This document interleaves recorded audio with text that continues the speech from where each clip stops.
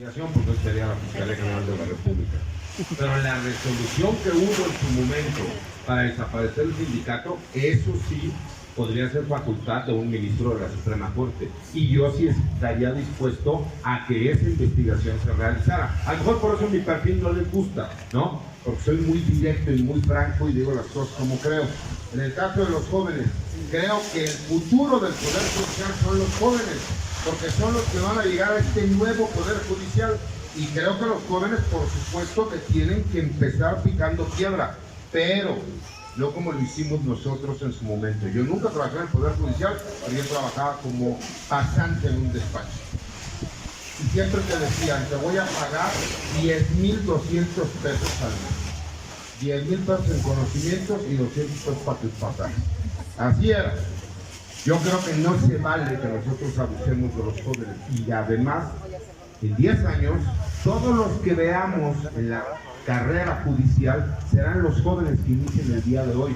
Pues por lo menos el 20-25% de toda la gente que ingrese tiene que ser jóvenes, que se les tiene que pagar, se les tiene que dar seguridad social y tiene que ser el futuro de lo que va a ser el Poder Judicial de la Federación y los poderes judiciales locales. Lo que preguntaba el compañero, que si no corremos el riesgo de que lleguemos ministras o ministros o magistradas o magistrados o jueces o juezas que dejen de ser un contrapeso para los demás poderes. El Poder Judicial en su conjunto es un contrapeso. Los ministros no somos un contrapeso. Y eso me parece que hay que entenderlo desde el día 1, porque en este momento sí tenemos ministros y ministras, tenemos una ministra presidenta que a escondidas con el presidente de un partido político de oposición y que nosotros nos enteramos porque se filtró la noticia. Ahí sí están jugando a la política, y ahí sí están jugando a que la Corte va a emitir resoluciones políticas. Eso no es ser un contrapeso, porque el contrapeso es el Poder Judicial en su conjunto, no la ministra presidenta. Respecto a lo que comentaba el compañero, entiendo perfectamente lo que usted me habla, porque a mí que me critican tanto de defender a personal militar, ¿sabe usted cuál es el porcentaje de mexicanos que no hablan bien el español y que pertenecen a las Fuerzas Armadas? Y que muchos de ellos han terminado siendo sentenciados por delitos que no cometieron y que me han criticado muchísimas veces, los pseudo luchadores de derechos humanos, y que siempre se los he dicho. Sí, aquí tú acusas que personal militar cometió un delito, un homicidio contra civiles, es correcto, y se le va a juzgar. Pero ¿sabes qué? Al que tienes aquí, al que estás juzgando, al que ya declaraste culpable, es una persona que no habla ni siquiera bien el español, es un soldado indígena, que hiciste que sí cometió el delito, lo estés protegiendo para acusar a este. Y como yo he tenido el valor de decirlo, salen a atacarme abiertamente. No importa, porque no importa ni siquiera si llego a ser ministro de la Corte o no. Aquí tienen grandes perfiles, que pueden escoger de cualquiera de ellos. Pero lo importante es que si vemos nuevos milagros de la Cuarta Transformación, como lo hemos visto, pues entonces aprovechemos la oportunidad y salgamos a votar por el mejor perfil que ustedes, el que les caiga bien. Yo a lo mejor no les caigo bien porque me veo muy fifí. A lo mejor no les caigo bien porque ahora resulta que los hijos de los militares no tenemos derecho a aspirar a ser ministros de la Corte. O porque un día se me ocurrió tomarme una caguama y lo subí a las redes sociales. Ese soy yo y no lo voy a cambiar nunca. Y por eso vengo a una asamblea informativa, porque así es como me enseñaron a mí. Que nosotros no es nada más venir a hacer un soliloquio, hablar, están bien recibir las preguntas y contestar siempre de frente. Incluso puede ser álgida la conversación, pero siempre con respeto. Muchas gracias. De haber venido a esta asamblea. Pues muy bien, me siento muy contento, eso es lo importante. Asambleas informativas, platicar con la gente, que conozca nuestro proyecto. Muchas gracias, candidato César Gutiérrez Priego. Eso. Al final, lo que me impactó más fue un comentario de un compañero que dijo: ¿quién iba a pensar que íbamos a estar discutiendo hoy al Poder Judicial? Porque en el origen, el movimiento, las comunidades, es decir, ustedes, habían empezado peleando por servicios, peleando por derechos humanos básicos, porque se cumpliera lo que decía la ley.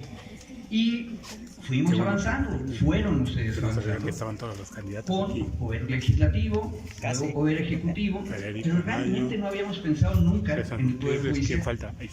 Por una cosa que es todavía más grave que lo que ya se dijo en esta mesa, porque el poder judicial en realidad deberíamos multiplicarlo por 4 o 5 para tener el número de personas juzgadoras que la sociedad mexicana necesita.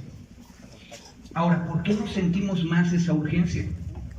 Por lo que también ya se dijo, porque el poder judicial, tanto en los estados como en la federación, para lo que sirve es para solamente una pequeña élite, porque las cosas se resuelven entre amigos, entre conocidos, entre una clase social que estaba acostumbrada a eso. Y, por cierto, cuando estábamos a la mitad del debate sobre si hacemos la reforma o no la reforma, en Mexicalcingo, una compañera me dijo, bueno, aprovechando que está el Poder Judicial de huelga, ¿no podríamos empezar nosotros a resolver nuestros problemas? Claro que sí. Lo más interesante del asunto es que de por sí la población mexicana ha estado resolviendo por sí misma los problemas. Piensen ustedes que de acuerdo con los estudios internacionales que ya también se mencionaron aquí, solamente una pequeña parte, probablemente el 30% del 30%, es decir, algo así como el 15% de la realidad conflictiva, llega alguna vez a un tribunal. ¿Por qué? Porque los tribunales están organizados para atender únicamente a quienes tienen manera de activar el sistema jurídico. Ahora, ¿por qué quiero yo entrar a ese proceso? Porque en mi experiencia, soy un abogado pese a mí mismo, traté de escaparme y estudiar ciencia política porque el derecho formalista que solamente sirve a unos cuantos es la cosa más aburrida del mundo. Y por eso es tan formalista, porque para no quedar mal con nadie en la pequeña élite, todo el mundo siempre dice, es que es la forma, es que esta es la regla jurídica que ahora tiene que aplicar. Lo que tenemos que hacer es encontrar a alguien que nos diga cómo aplicarla de otra manera. Pero no estamos atendiendo los problemas reales. ¿De qué le sirve el respeto al debido proceso a un compañero indígena que para ir a firmar lo que el juez penal le dijo, tiene que gastarse en 2 meses lo que gana en dinero en efectivo durante un año? ¿Por qué? Porque tiene que atravesar el estado completo. ¿O de qué le sirve a un habitante de los Altos de Jalisco que se presenten 5, 10 juicios de amparo para detener una presa si la Suprema Corte jamás los va a traer? Tuvieron que esperar en los pueblos de Tamacapulín, Acacijo y Palmarejo que la grilla en el Poder Legislativo jalisciense se armara de tal manera que hubiera una controversia constitucional. Ahora bien, acuérdense ustedes cómo llegamos a este momento. Llegamos a este momento no porque el movimiento popular hubiera deseado reformar el Poder Judicial. Era tan chiquito y era tan poquito lo que hace el Poder Judicial en México que no estaba en nuestro horizonte de organización. Lo que hicimos fue proponer cosas mucho más pequeñas.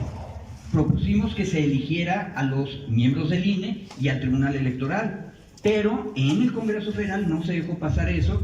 Y entonces, ¿qué ocurrió? Que el movimiento siguió adelante y nos dimos cuenta que había que cambiar todo el Poder Judicial. Yo mismo confieso que estaba un poco espantado. Todos los jueces, todas las juezas, esa elección así de complicada como la estamos viendo, ahora sí que nos la buscamos colectivamente. Pero es un triunfo.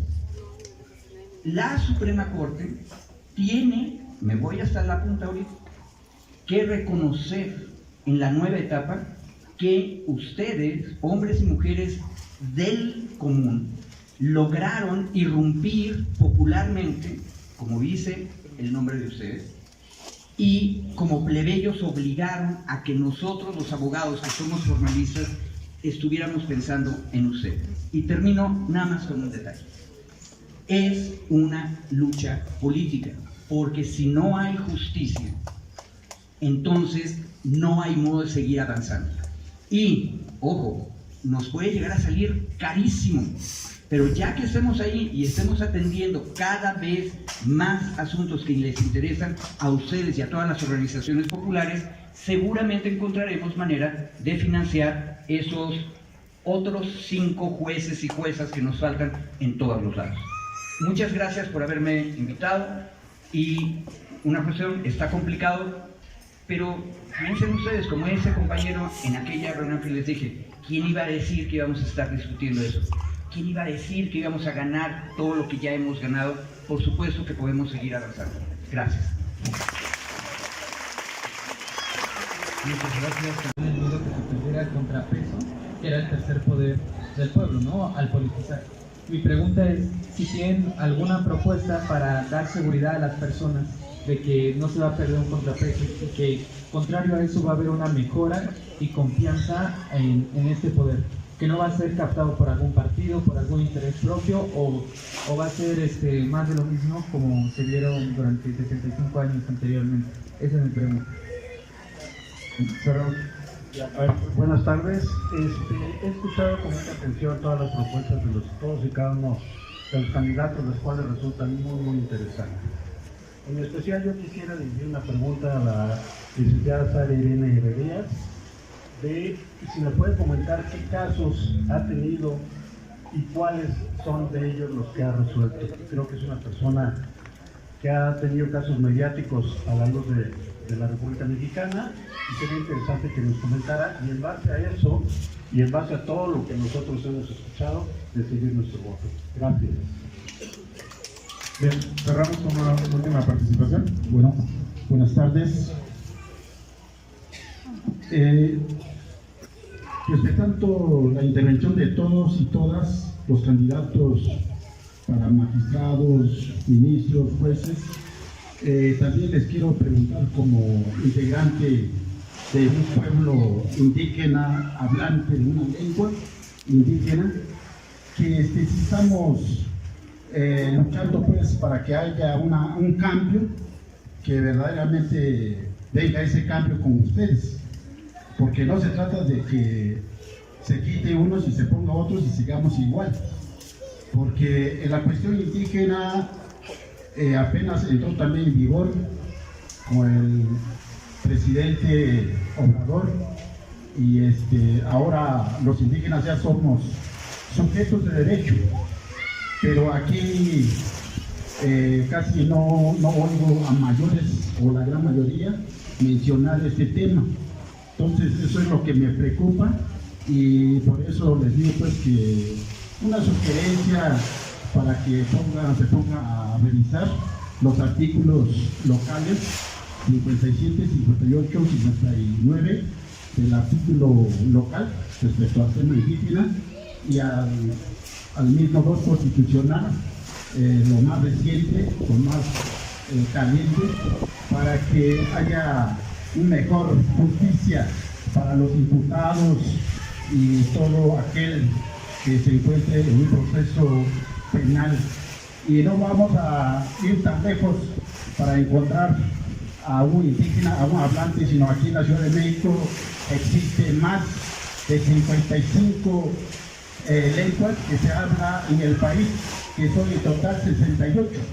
Entonces aquí hablamos muchos indígenas, muchas lenguas, que necesitamos pues realmente una justicia, y por eso hoy me da gusto encontrarme con ustedes. Muchas gracias. Muy bien, muchísimas gracias por sus participaciones y comentarios. Pasamos a la respuesta por parte de los candidatos. Si gusta responder, Cristian. Muy bien.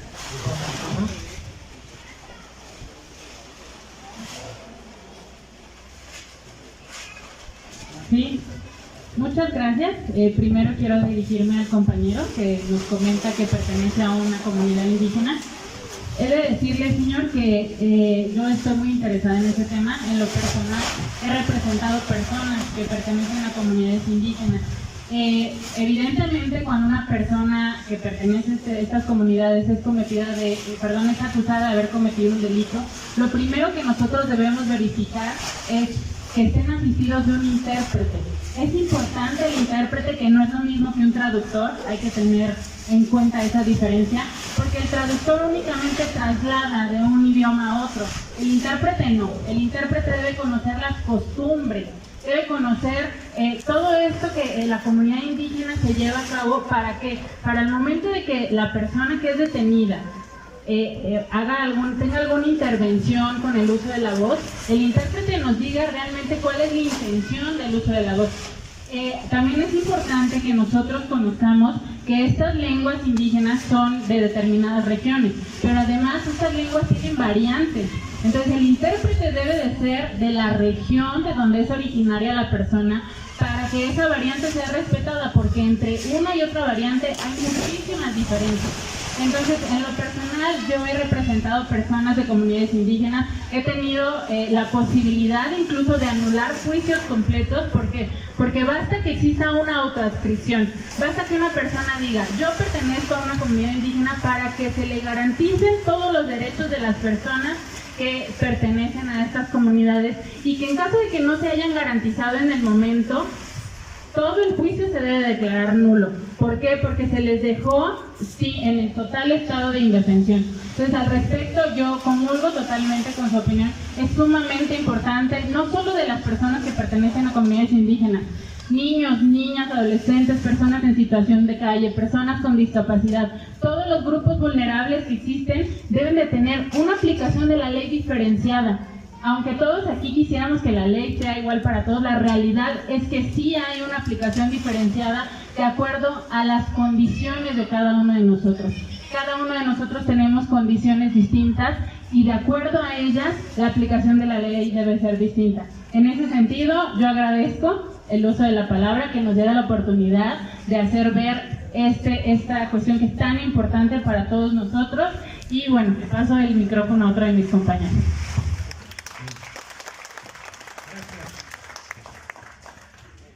Yo voy a responder rápidamente a Rebeca Nieto.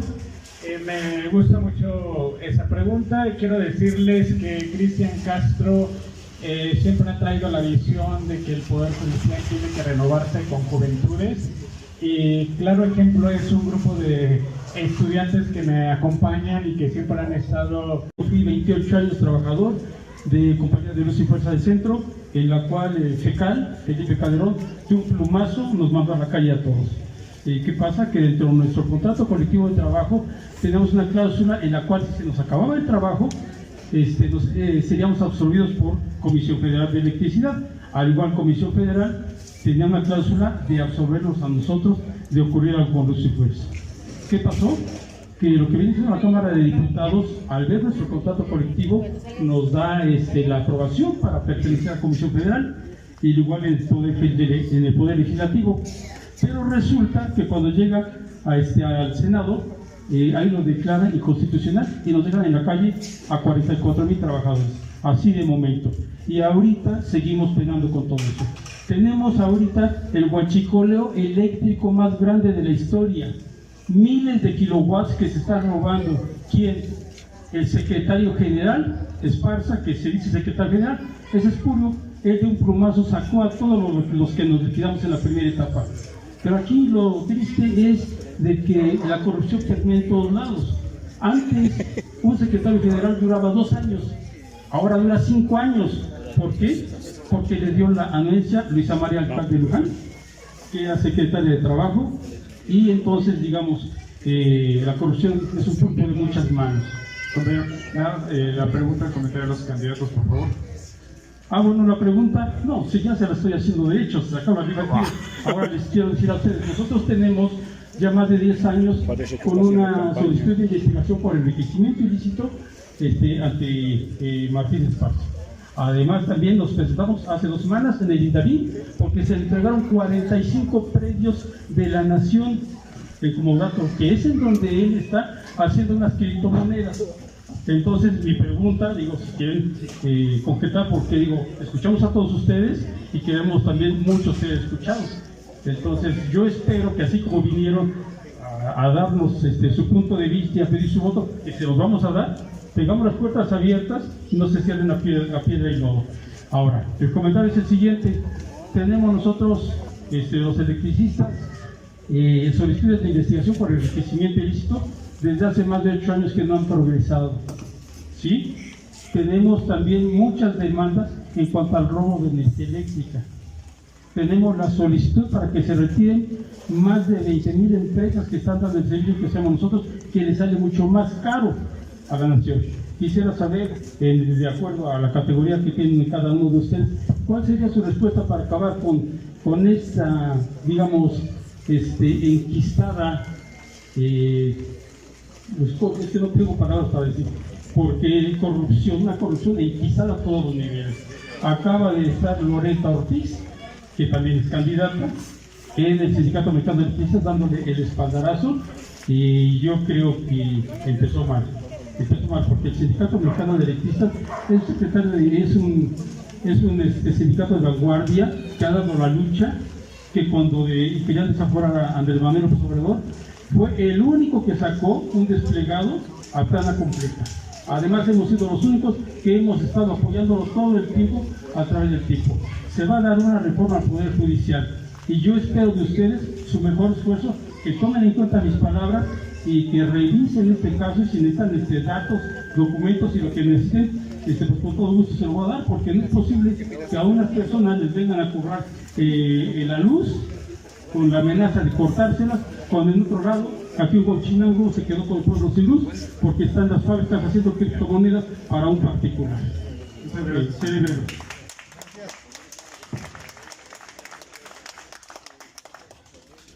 ¿Cómo? No. Muy buenas tardes. Bueno, yo no vengo de esta alcaldía. Yo vengo de Ciudad Neza. Al candidato César Gutiérrez ya lo conozco. Mi pregunta es para el candidato Anaya. Preguntarle si está dispuesto a cobrarle los 60 millones de impuestos de lo que debe Salinas Pliego. Esa es mi pregunta. Pliego. Yo soy Priego. R. No, sí. Pliego. Porque usted es Priego con R. Si está dispuesto el candidato Federico Anaya a cobrarle a Salinas Pliego, el dueño de TV Azteca, que debe impuestos al pueblo de México. Esa es mi pregunta. Gracias. Muchísimas gracias. De este lado, por favor.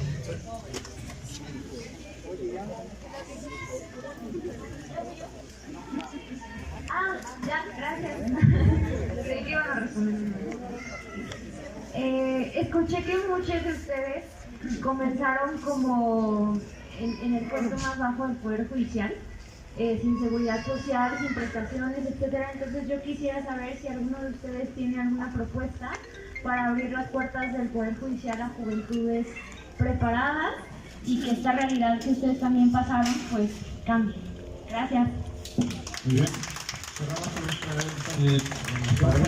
Tres participaciones más para que los candidatos puedan responder.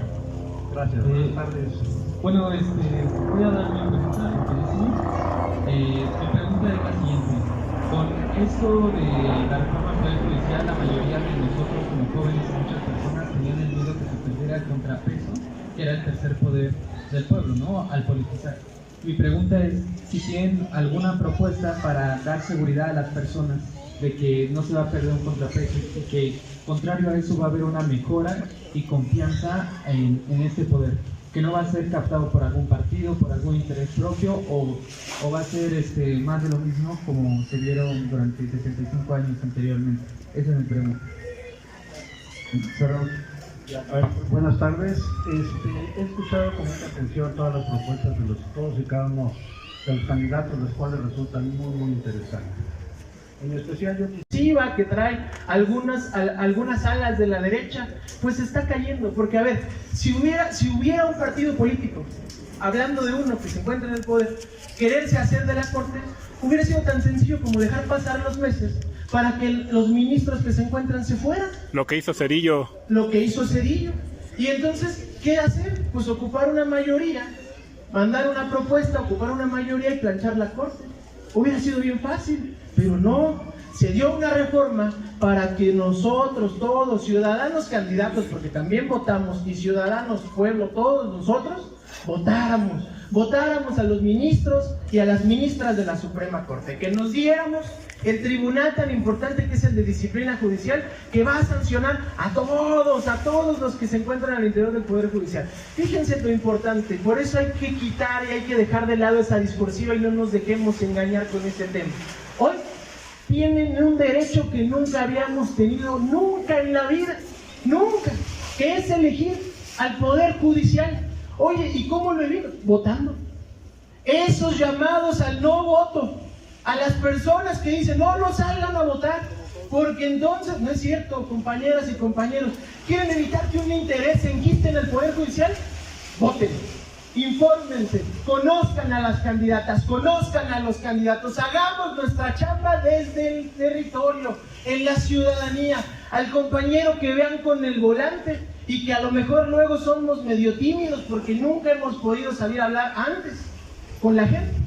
Pues a ese háganle caso, escúchenlo porque está haciendo su chamba. A lo mejor salió de la oficina del Poder Judicial y hoy no le cuesta trabajo, pues es normal.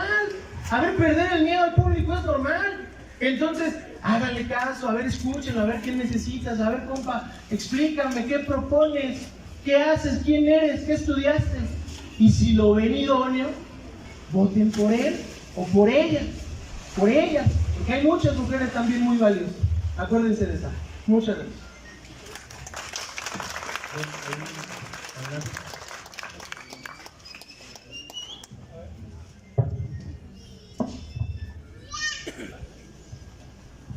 Miren, vecinas, vecinos, hay que recordar que esta elección tiene por objeto elegir a las personas que van a juzgar los asuntos que nos interesan a todos. No solo los asuntos en materia penal, sino en materia civil, familiar, del trabajo, en materia de salud. En el caso particular de la Corte, fíjense, les voy a decir algo, un dato muy importante, y hay que partir de algo. Mucho se ha dicho que con este proceso se está politizando, se está partidizando. Hay que distinguir entre política y partidismo.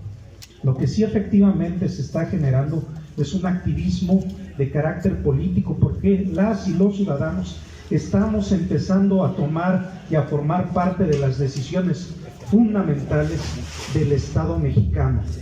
Hay que recordar que el Poder Judicial es uno de los 3 poderes que integran el poder del Estado mexicano. Tenemos el Poder Legislativo, que crea las normas, tenemos el Poder Ejecutivo, que las aplica, y ahí ya nosotros elegíamos a quienes son los que crean las normas y quienes aplican las leyes. Pero nos faltaba un elemento importante, el elemento de quienes van a juzgar, quienes van a resolver los conflictos que deriven de la aplicación o de la interpretación de las leyes. Y precisamente hay que retomar algo. Mucho se ha dicho que la Corte tiene que ser el obstáculo, la valla, el dique a los otros 3 poderes. Fíjense, no hay que perder de vista que la Corte, en el caso particular, y todas y todos los integrantes del Poder Judicial, sea federal o local, son los guardianes del Estado de Derecho. Y hoy el Estado de Derecho está conformado por unas normas de carácter constitucional que son de carácter progresista. Fíjense, recordemos las reformas en materia constitucional, en materia de igualdad sustantiva, de reconocimiento de los pueblos, de los derechos indígenas, de los pueblos indígenas y de los pueblos afrodescendientes y afromexicanos. Esas son las leyes positivas vigentes y esas son las leyes que tiene hoy que respaldar el Poder Judicial. No hay que perder de vista que desafortunadamente durante mucho tiempo la Corte hizo política, cuando decían que lo único que importaba era la ley. Tenemos casos muy claros.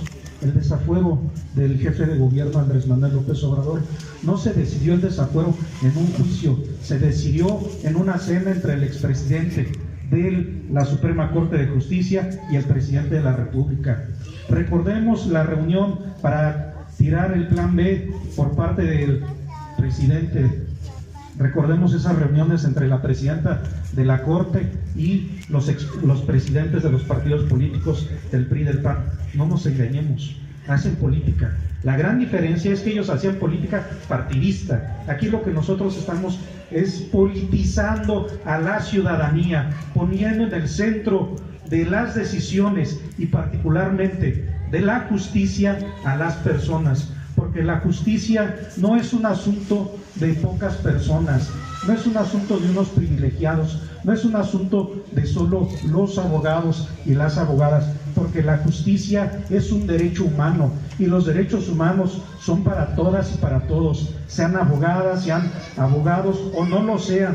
Entonces, partamos de esa circunstancia. Es necesario que nosotros consideremos que ahora los guardianes del Estado de Derecho, del Estado de Justicia, serán los integrantes de la Corte, y todas aquellas autoridades que no estén a favor de la igualdad sustantiva, del reconocimiento de los pueblos y de los derechos indígenas, que no estén de acuerdo con los derechos de los pueblos afrodescendientes o afromexicanos, entonces ellos sí tendrán que ser sancionados y se les tendrá que obligar a que respeten esos derechos humanos. Esa es la función de la Corte. La función de la Corte no es hacer política partidista. La función de la Corte en este momento es defender. Podemos apoyar a estas juventudes preparadas para ingresar al Poder Judicial de la Federación.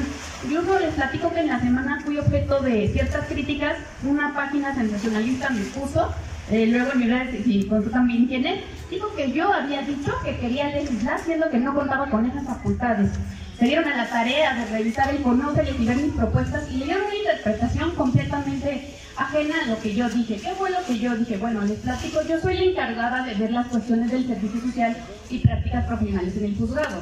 ¿Qué es lo que yo veo? Que hay mucha burocracia, que traen a los pobres niños de arriba para abajo, lleva esto, lleva el otro, lleva aquello. Tengo ahorita una de mis alumnas que lleva un mes queriendo entrar a hacer sus prácticas en el juzgado con la anuencia del juez y todavía no puede ingresar. ¿Por qué? Pues por puros temas de burocracia. Entonces eso es lo que yo pretendo, agilizar que esta cuestión administrativa se pueda arreglar para que todos los niños que quieran y jóvenes que quieran venir a trabajar al Poder Judicial, que necesitamos muchas manos, puedan ingresar. Yo no sé en qué forma les puede perjudicar a otras personas que los jóvenes puedan ingresar al Poder Judicial, porque así fue como yo y muchos de mis compañeros que están aquí sentados ingresamos al Poder Judicial. Entonces es muy importante que los que estemos aquí impulsemos a los jóvenes y les abramos las puertas, así como en alguna ocasión a nosotros nos dieron la oportunidad de entrar. Y por otra parte, en relación al compañero que nos platicaba de estas cuestiones tan importantes, sensibles de las personas indígenas, en la materia administrativa pues tenemos estos asuntos cuando regularmente con conflictos de dotación de tierras, límites, estas cuestiones. Evidentemente aquí pues hacemos uso de la suplencia que evidentemente opera para ellos. Si llega de ser necesario que ocupen un intérprete, pues los mandamos a traer. Pero justo esta materia también es muy importante, casi no la tocamos, pero es muy importante y me comprometo en mi contenido subir alguna información al respecto, porque también en la materia administrativa tomamos mucho este tema. Muchas gracias.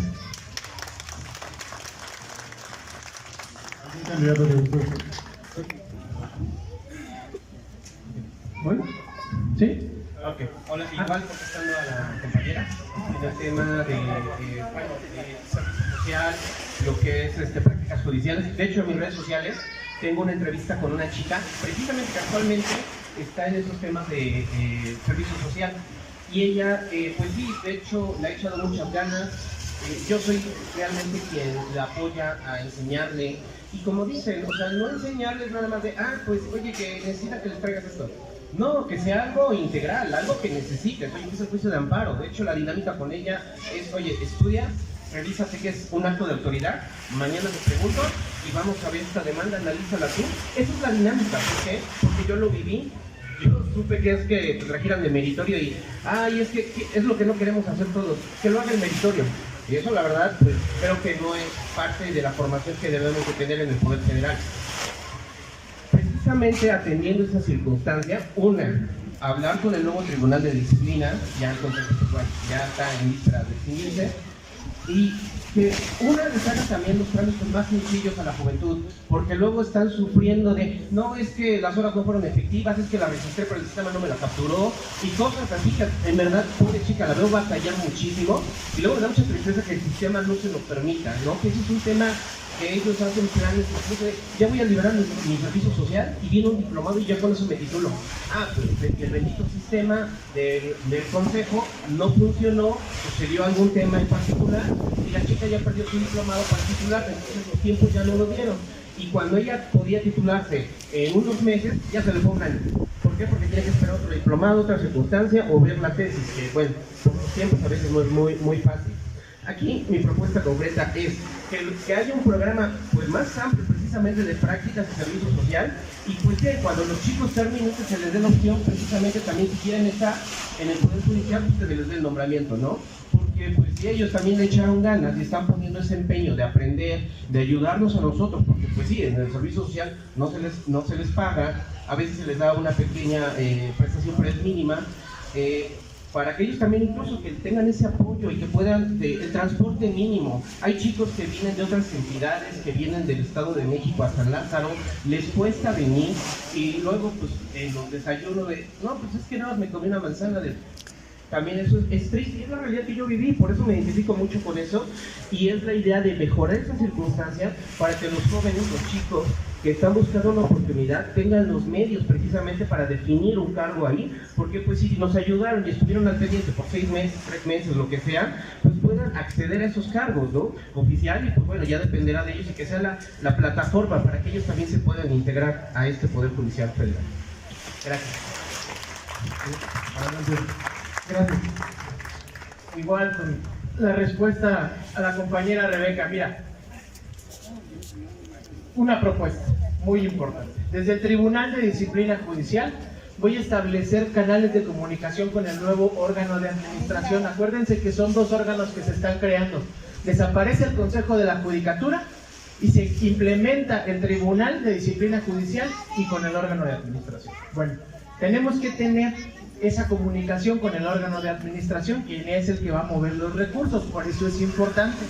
¿Y cómo? Hay que buscar redefinir al joven al interior del Poder Judicial y también al joven abogado al exterior del Poder Judicial. Porque hoy, yo que he tenido la oportunidad de ser también docente en diversas universidades, me doy cuenta cómo es que mis alumnos batallan muchísimo con sus trabajos al interior y al exterior del Poder Judicial. No tienen prestaciones, no tienen un salario, no cuentan con un contrato, no tienen seguridad social. Hay que ir más allá, hay que ir al tema de fondo. A ver, ¿queremos jóvenes trabajando?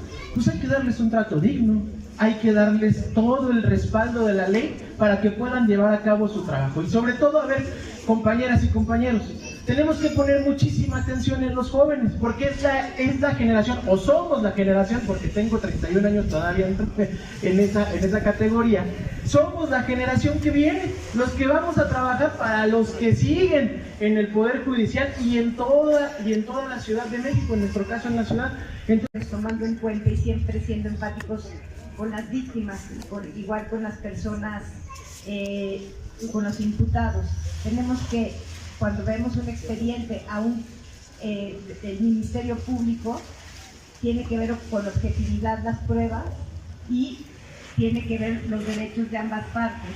Pero también, como impartidora de justicia, me di cuenta, como 13 años de proyectista de sala penal, que siempre en cada conflicto hay una versión de los hechos, por el imputado, por las víctimas, por los testigos, y tenemos que siempre ser objetivos, tanto aplicar la ley y las constancias. Y un caso que me duele mucho reciente de una organización criminal que robaba bebés en varias entidades federativas, hablando de esa malentendida autonomía judicial en donde interpretan las normas a su beneficio por corrupción, en donde mataron a los padres de un bebé para robar al bebé y a la mamá y a la niña de 8 años para robar al otro bebé. Hicimos cateos simultáneos y una de las personas huyó con 2 de los bebés. La detuvimos en una casa en donde pudimos entrar porque es legal entrar a la casa porque tenía a los bebés que corrían riesgo, y el juez calificó de ilegal la detención y dejó en libertad a esta persona. Al día siguiente obtuvimos la orden de aprehensión y ya ganamos el recurso de apelaciones, donde fue detención legal, pero a esta persona no le hemos logrado aprender. O en el caso de Lidia Cacho, en donde al empresario Jan Curi lo dejaron en libertad un colegiado, interpretando que cuando dijo que esta vieja o este coscorrón, que coscorrón no era tortura, o que vieja se beneficia a todas las mujeres. Literal, esos fueron los argumentos del colegiado para dejar en libertad a este empresario. Y recientemente Mario Marín, que está en prisión por este caso, pero que finalmente le habían modificado la libertad cuando tiene toda la oportunidad de irse, y logramos que regresara a prisión. Lo que quiero decir es que siempre, en toda mi experiencia, es lo que quiero justo llevar a la Corte con el número 16 para hacer una justicia humana, empática y cercana a la gente y darles resultados. Gracias.